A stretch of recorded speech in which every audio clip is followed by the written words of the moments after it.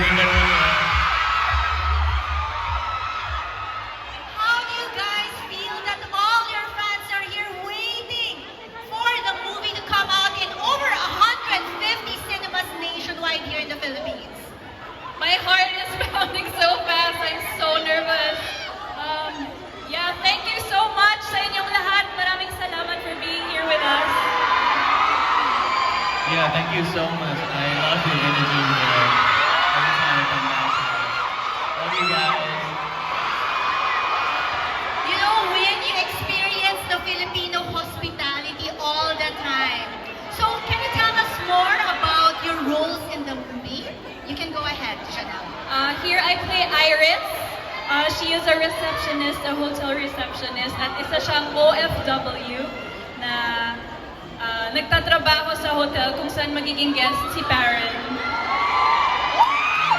Yes, I am. I play as Karen, so he is a Thai guy who flew all the way to Hong Kong to search for his mom who is missing. And then he met Iris, who is a receptionist at the hotel. So a while ago, we saw the trailer of your movie. Did they have such strong chemistry, right?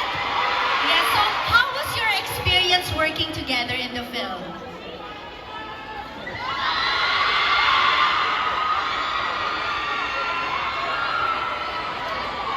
It was really great being able to work with Win. It was such an honor, especially knowing that he's this loved in the Philippines.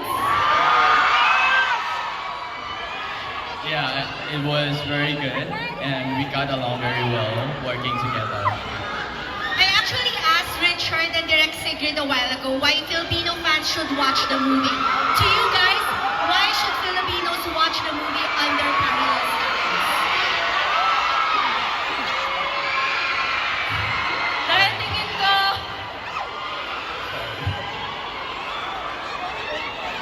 I think Filipino fans should watch this film kasi tayong mga Pinoy, mahilig tayo magmahal. Kaya kung gusto niyong maramdaman ng lahat, panoorin niyo yung film namin.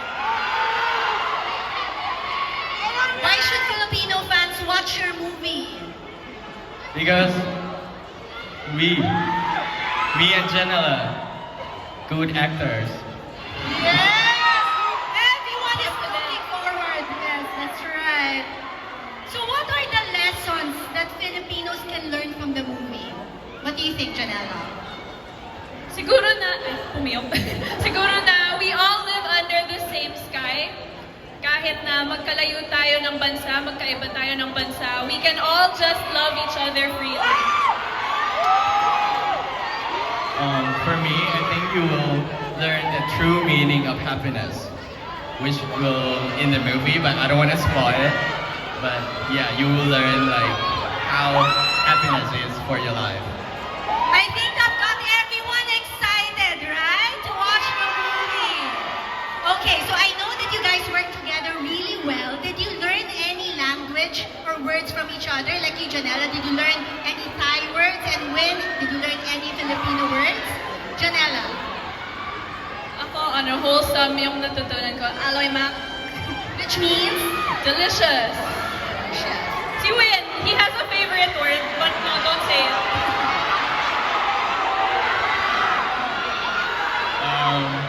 Kilig, Kilig. kilig, right? Yeah, kilig. Mahal, kami, kayo. And you know what, Win and Janela, the Filipinos love you back as well. Okay. And now may I call on Direk Sigrid and Richard to join us back here on stage. Diba? The whole team of Under Parallel Skies, please join us here on stage. We will play a little game. Okay? Yes. It's a game.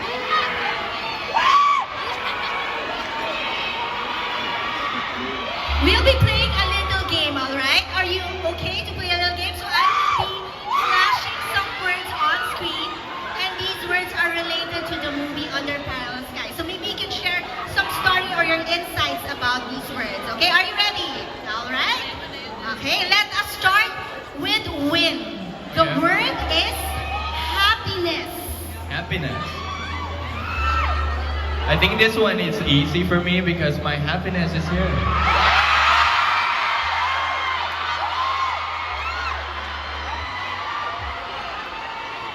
And I think everyone is happy also, no? And very kilig. And you, Janela, your word is family. Pakahirap naman. Word related to Yes, the film, yes. The word family, how is it related to the movie Under Parallel Skies? And I know you're very family-oriented as well, diba? Yeah, si Iris, ginagawa niya talaga lahat para sa pamilya niya. And lahat tayo, meron tayong problema pagdating sa family. So, panoorin niyo yung film para malaman niyo kung ano yan. Thank you, Janela. Okay, Direk Sigrid. Ito may kinalaman to sa sinabi mo kanina. Your word is love. Love.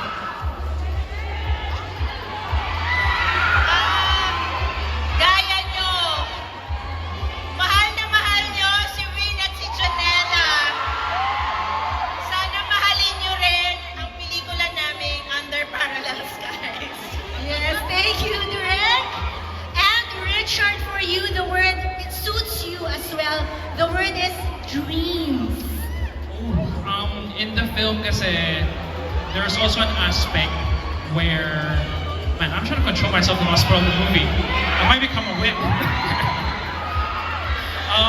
I think the dream is in the film is about chasing a dream. And I think all of us here also have dreams that we want to chase. Everyone on stage here also have dreams to chase.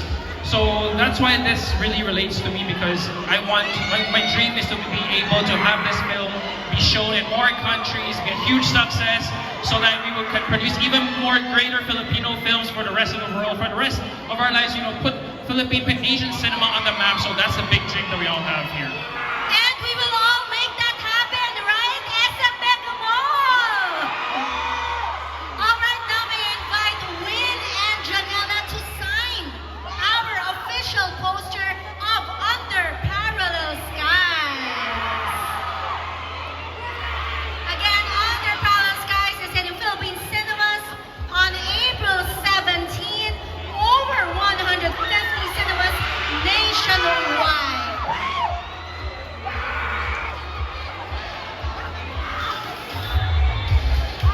Win and Janela,